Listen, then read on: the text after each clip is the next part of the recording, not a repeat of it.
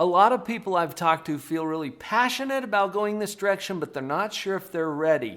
You can use this tool to see if you're ready to become a life coach.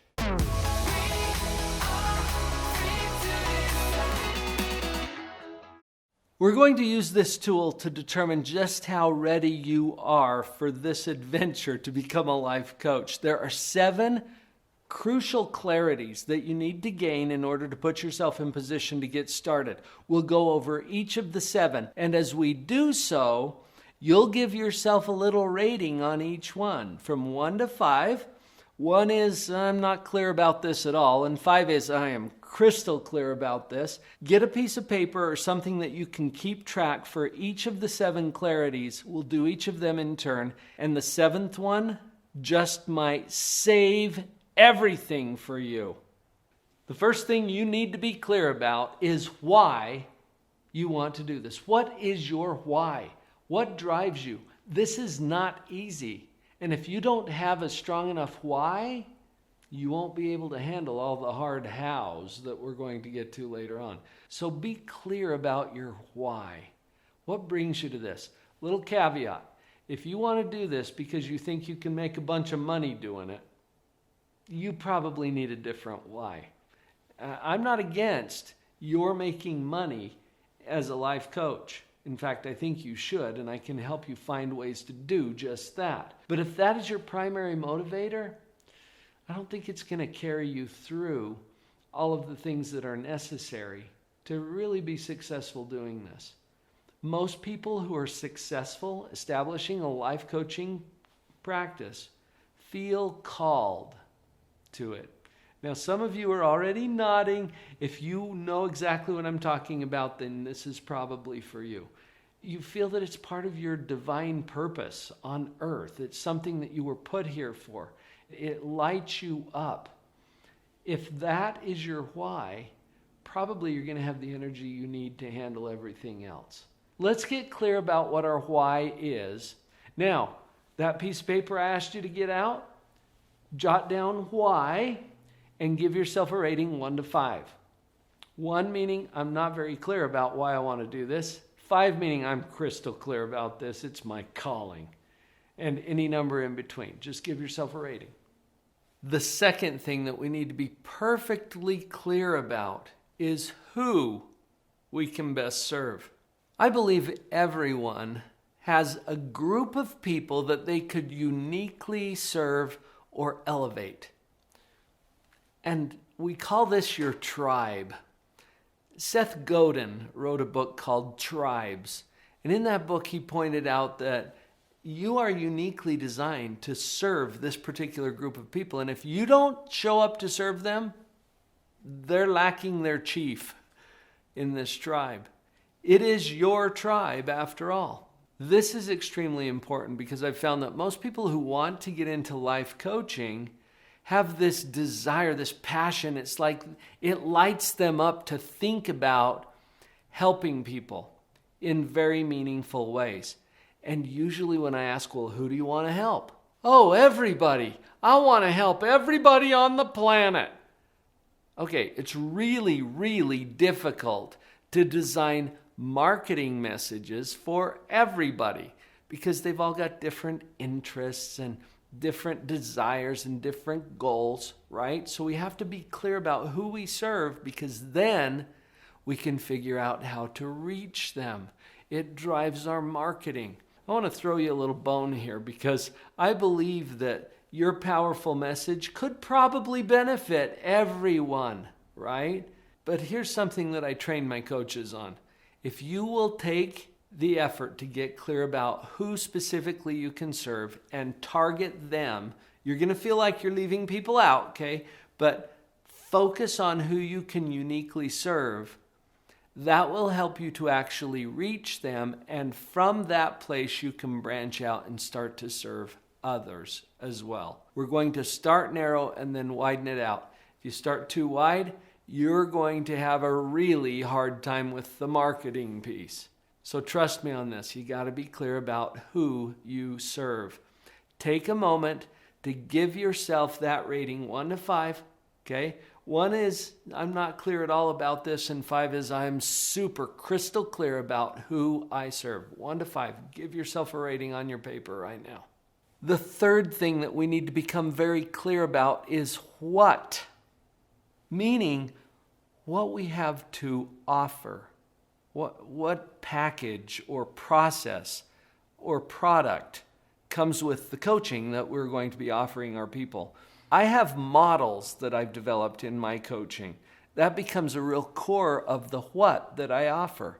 This has allowed me to design courses and trainings and presentations that can support the coaching that I'm doing. Now, I'm just using that as an example. What is it that you have to offer? In addition to the content or offering that we have for our clients, we have to have a clear sales strategy as well. And I've included this in the what because we need to know what to do on the sales end of things.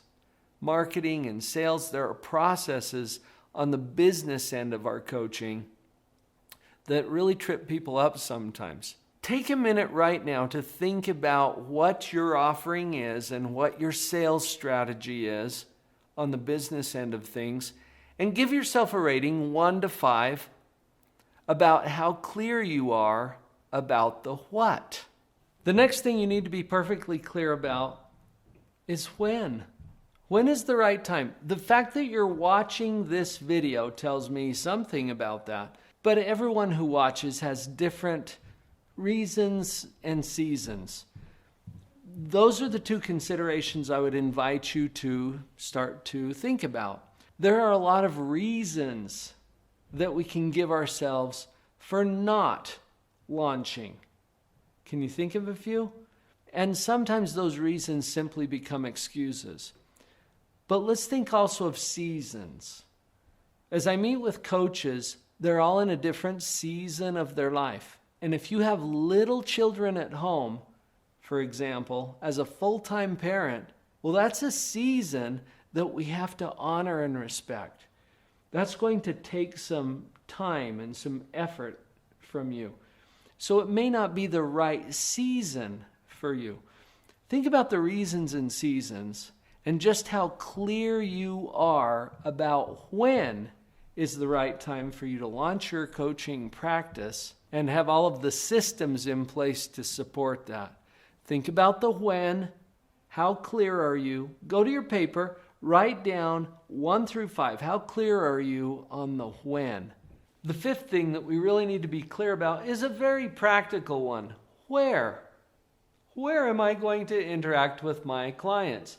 We're in a world now where virtual interaction is the rule more than the exception. And this is good news because your office doesn't have to be restricted to some small geographical area. Now, you can decide to see people face to face, and that would, by necessity, limit some of the area within which you could practice. Decide where this is going to happen. And whether you have a physical office or a virtual office, there's going to be some setup and there's going to be some costs and considerations for the actual physical accommodations of your practice. Like I said, a very practical one. Now pull out that paper. Let's do a rating 1 to 5. How clear are you about where you will interact with your clients? The 6th thing that we have to be clear about is how. And specifically, how will I market my services and deliver my services? You'll remember back in number 2, I think it was, we were talking about being clear about your tribe. Once you know who you serve, then you can start to work out the how to reach them. This is marketing. That's what it's all about. And the delivery of services. How will I do that? You have to think through the practicalities at some point about, okay, what if somebody sets up an appointment with me? Well, that's a great problem to have. I've found that as I work with beginning coaches, they're not even sure exactly what they're going to say or how they're going to serve that client. So we get to think through that a little bit and come up with some clarity about the how. Here's the seventh thing that we need to be perfectly clear about, and this is the one that I promised you up front would save you a lot of pain and probably money and heartache and all kinds of other things. Be clear about the ethics and limitations around your coaching and your coaching practice. The biggest problem that I see beginning and even sometimes experienced coaches make is that they practice outside of their area of competence, or in some cases, licensure. Now, in most jurisdictions, being a coach doesn't require a specific license or credential, and that's what causes the problem. You cannot, for example, as a life coach, practice brain surgery. Now, I use that as an obvious example. You're probably thinking, well, yeah, I'm not trained in brain surgery. Right. But there are other areas of practice that are a little less obvious, like therapy, for example. Therapy is something that I am personally licensed and credentialed to do, psychotherapy, because I'm a licensed clinical psychologist. I don't practice therapy now. I practice exclusively coaching, which doesn't require that license and credential. But if you cross the line over into therapy, you would be practicing without a license, and that is something that you can be prosecuted for in most jurisdictions. That's why you got to be clear about the ethics and the limits of your practice. Don't try to do this yourself. Consult with someone who can help you to know what the appropriate limits are, so that you're always practicing within an area that you have competence and you're fully legally able to do that. Take a moment to do the 1 to 5 rating. How clear are you about the limits and the ethics around your practice? 1 to 5. Now that you've got a score on each of those 7 clarities, let's use that to find out what's next for you. One great way for you to do this is to attend a webinar. I spent a whole hour talking about these 7 clarities where you can get engaged with that. Go to liveonpurpose.coach, not .com, .coach/webinar. And that will get you into a little more depth on what we've talked about today and create an opportunity for you to connect with one of our coaches to see what's next. And then a child had to look into my eyes and never let it go.